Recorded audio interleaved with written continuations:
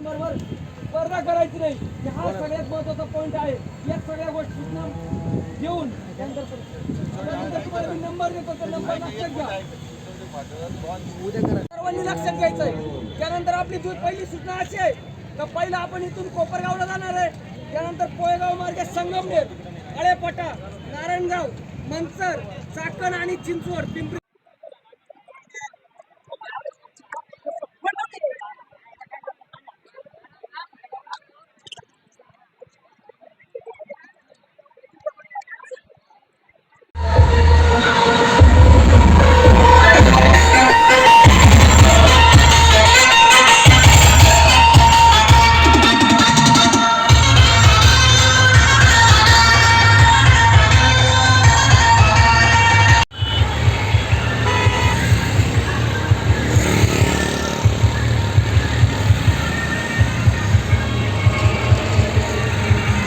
आज या ठिकाणी येवले तालुक्यातील सर्व युवक जरांगे पाटलांना पाठिंबा देण्यासाठी मुंबईला जात आहेत। जी पुण्यापर्यंत आता जी जरांगे पाटलांची रॅली आली आहे त्याच्यामध्ये सर्वजण आम्ही रांजणगावच्या इथे सामील होणार आहोत।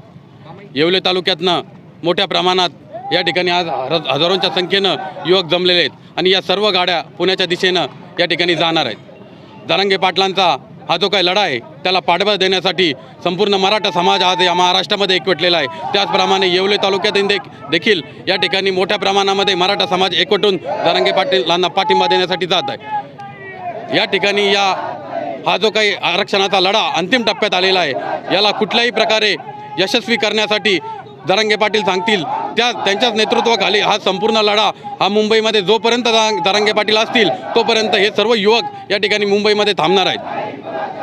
या ठिकाणी येवले तालुक्यातनं आज उद्या काही जण डायरेक्ट मुंबईमध्ये सुद्धा देखील जाणार आहेत। तिने आज येवला तालुक्यातील जेवढा काही मराठी समाज आहे हा आम्ही आता मुंबई पुण्याच्या याच्यासाठी मनोज जरांगेंना पाठिंबा देण्यासाठी आम्ही आता निघालेलो आहे।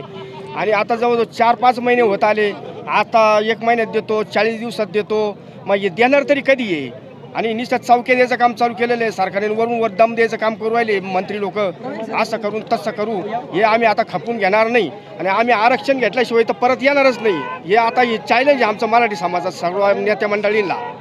आणि मी चिचोंडी खुर्द गावातील एक सर्वसामान्य शेतकऱ्याचा मुलगा आहे आणि आमचे लहान पोरं आहे, शिक्षणासाठी इतका खर्च येऊ राहिला आणि काय हातात भेटत नाही, शिकून बी काही भेटत नाही, 1-1 टक्क्याने पोरं घरी निघून येत्या, किती लोक आत्महत्या